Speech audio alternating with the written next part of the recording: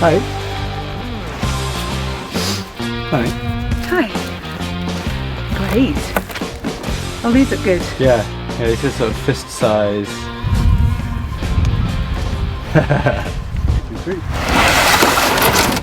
How you doing, folks? Hiya. Welcome to another farm vlog here in northeast Scotland. Hope you're all doing well. What are we doing today then? Well, today we've got a friend staying, Owen. He's going to be staying here over the next few days, helping us build a really epic woodshed. So Owen specialises in making wooden shingles and also very passionate about natural building, hence why we're going to be building this wood shelter out of roundwood. We only met him, I don't know. He turned up in summer, end of summer. Yes, the end of summer last year. He is looking to relocate to the area. And I think kind of came by our place in search of veggies. So Owen's going to be staying with us for the next few days, helping us build this woodshed. We're working with what we've got. We've got these lengths of basically tree trunks that we ordered a wee while back as firewood. Yeah, and we've got quite a lot left over. Yeah, they're big. They're quite epic for the woodshed, but that's why it's going to look beautiful. Yeah, it's going to be a few challenges working with the roundwood. We spent some time a week or so ago charring the ends of the logs as a kind of natural preservative. Because we're going to try and keep this as natural as possible to build. We had a big bonfire and we charred the ends of the logs, and this basically acts like a natural creosote and hopefully reduces the likelihood of the timber from rotting when it's in the ground. And what we're doing just now is we're collecting a whole bunch of sort of fist-sized rocks. These are going to go in the post holes, which Owen is digging in the background.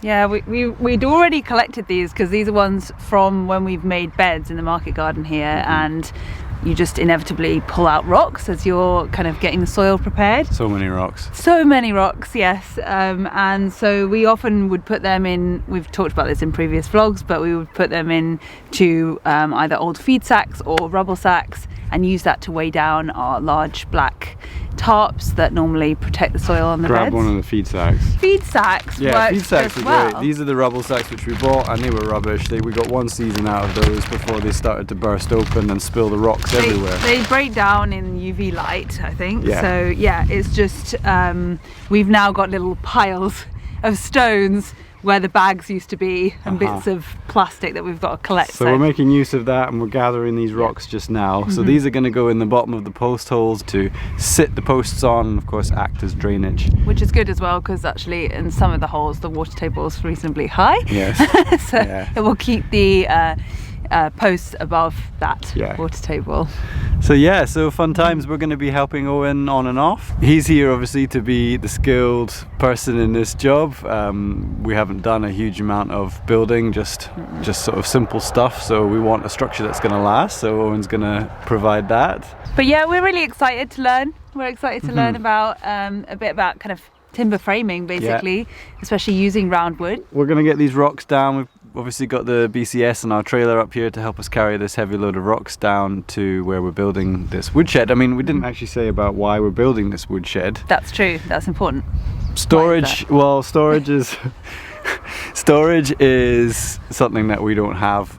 Dry storage is something that we don't have a lot of here on the farm, and we obviously heat our house with wood fuel. We've got a huge amount of trees on the farm, whether that's very established trees that have been planted decades ago by previous owners, or some of these areas of coppice that we've been planting which are coming into the time for their first harvest. So we need to be able to store wood and keep it dry, and we've often just made piles here and there and used tarps and erected kind of little shanties to put the wood under, and that's been okay, but not the best. We've got quite a kind of humid it's that cold but also humid climate. Dreich and damp. Yes. So it does mean that we probably have to be extra cautious with how we store our wood, just to really get it to actually dry and be as efficient a burn as possible. Yeah, it's going to be lovely to have a dedicated place to store the wood. With the design that we've been working on with Owen, it's going to be a good size. Yeah, so we're going to be able to get a fair bit of wood in there. Obviously we've had these really strong storms over the last few months. We started obviously in December with storm Arwen, and then we've had 2 more storms. Literally just a few days ago we had no power again for about 2 nights. Luckily there was no damage, we didn't lose any trees, but in Storm Arwen quite a few big trees came down, so we're going to be cutting all of that up. It's going to give us some great firewood. Yeah. But we need to be able to store it. But we've got to get these rocks down. Yes. And get some holes filled. Cool.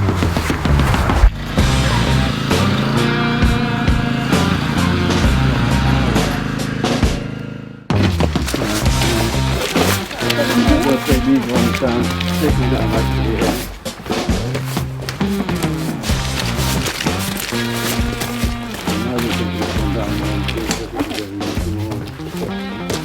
Right folks, so we're down at the site where we're building this woodshed, and we're starting to put the stones into the bottom of these post holes. Everyone, this is Owen. Owen, say hi. Hey everybody. We're down to a very tough subsoil down here. The previous owners will have excavated a huge amount of soil that would have gone up to the back of my mum's house here. And you can see what the slope of the land to the north of the house coming down to the back of the house. So all of this soil will have been removed, all that lovely soft topsoil is gone. And what we're left with is this very kind of sandy soil full of mica and different types of stone. And we've had to dig through that, and we've got these 8 post holes which are around 60 centimeters deep, and Owen is currently filling the bottom 20 centimeters or so with some fist-sized rocks. So this is for drainage. We're going to be sitting the posts which we've charred on top of that 20 centimeters of rock, and that's to allow the water to drain away to reduce any possibility of the logs rotting. And of course that's why we charred the end of the logs. We've got the logs piled up here waiting to go in. Here comes Rosa with a wheelbarrow load of what? Tiny little gravel. Tiny little gravel. Alright, and this is going to go on top of the larger rocks that Owen is stuffing in the hole.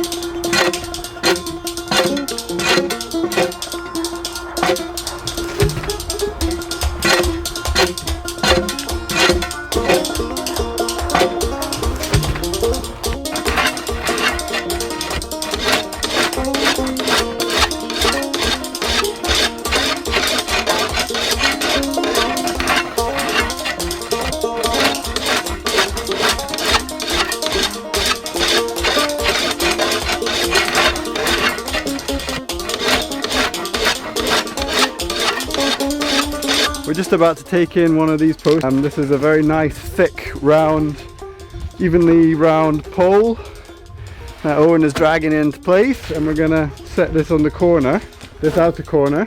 So obviously we're putting the charred end in the hole. Right, I better give Owen a hand.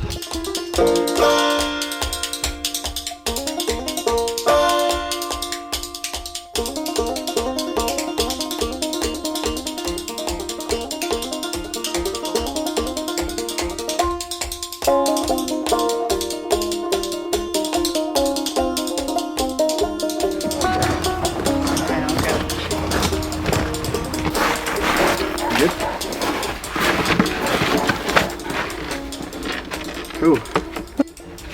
Right there. Yeah. Just let me know if you need a hand. Yeah? Just chuck in. A bit down there. The back of my van I got a sledgehammer. Have you got a longer handled sledgehammer? Yes. We're going to need that.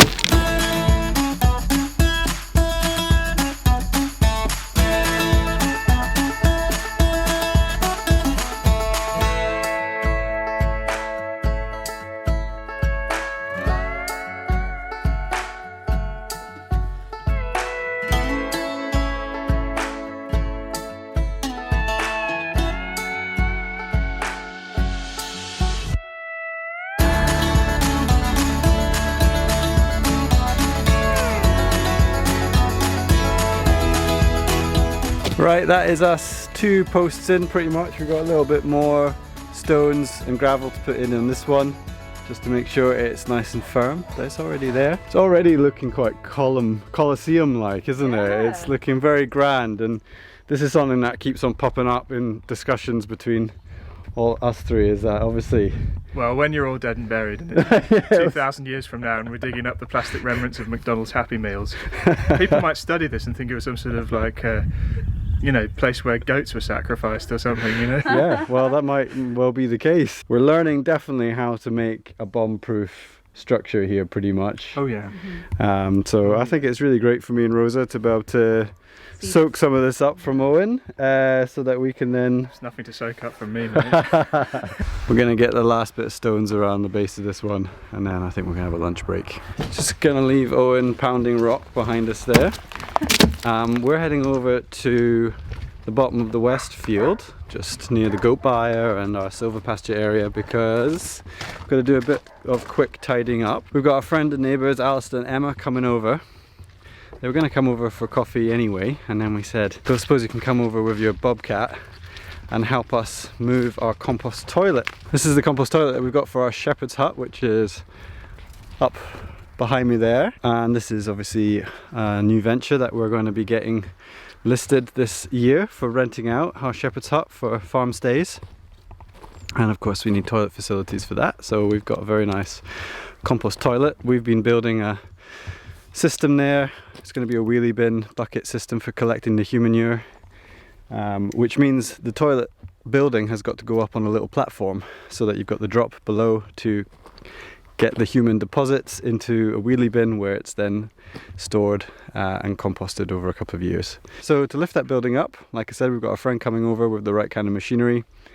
That should hopefully, fingers crossed, go smoothly, and we should be able to hoist the compost toilet up onto the platform and then secure it.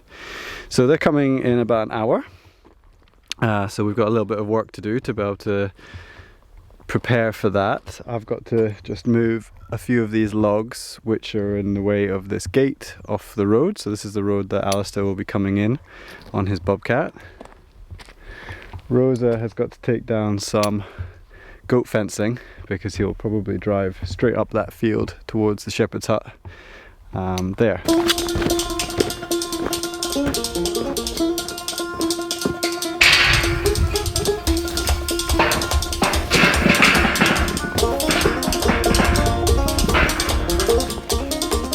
Alright, logs moved. This is the compost toilet. We decided to actually buy a compost toilet ready built. The other compost toilets that we've got here on the farm we built back in about 2014 or 15, and it's a double cubicle, so 2 toilets, both wheelie bin systems. And we decided, with everything else that we've got going on, we would buy a ready-made toilet from this fantastic company in Wales called Reworkshop. They make compost toilets as much from recycled materials as they possibly can. So it's a beautiful little build. With the toilet here. So, just the perfect little cubicle for having to dash out from the shepherd's hut to do your 1s and 2s. This toilet was designed to be a long drop, so basically dig a pit in the ground and plonk this building over the top of that pit. But we didn't want to do that. We want to make use of that fantastic resource of human manure. So we decided to hack this toilet build and make it into what is classed as a batch system, I guess, a wheelie bin compost toilet system. So we've built this platform, and that's what's going to happen today. Is Alistair's going to hopefully be able to lift this up. It's built on a pallet, so he should be able to get the fork lift this up, and then we'll secure it on top of this platform. We're using half-size wheelie bins. You can see it lying on its side there. The wheelie bin is going to go underneath this platform, and when you go in the toilet, obviously you're going to sit down above the wheelie bin, make your deposit. When that wheelie bin is full, it gets pulled out, and we'll leave it in the sun for up to 2 years to safely decompose. And then that compost will be used on the various tree systems that we've got around here in the fields.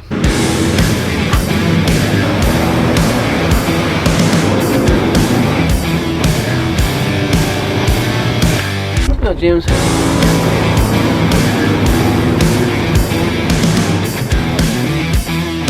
Great, that's Alistair and Emma here with their amazing machine. That's hopefully going to help us get the toilet up onto the platform. We'll see how this goes.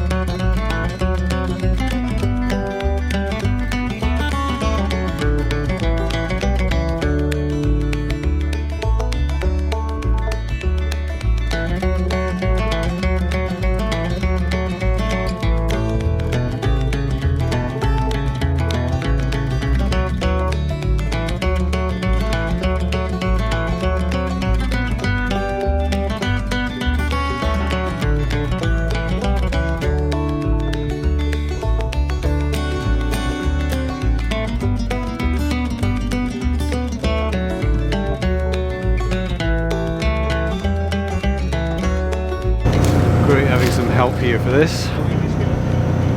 The idea is that we're going to slide this off the pallet that Alistair's picked it up on and onto the platform. That's great. Oh, you got a fancy pants machine now, I see you're off with it.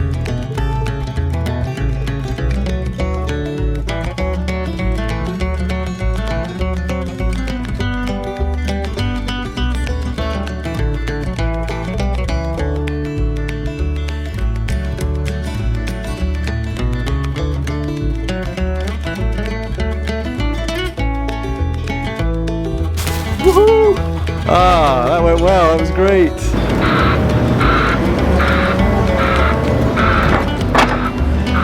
Alright, so coffee over.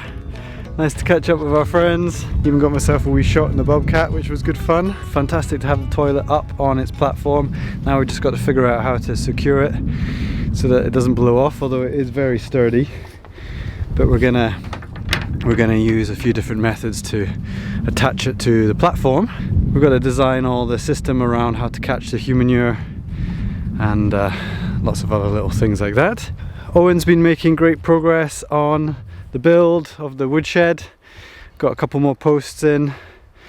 Very hard work using those big posts, but we're working with what we had here on site, which is great. I'm gonna just go down.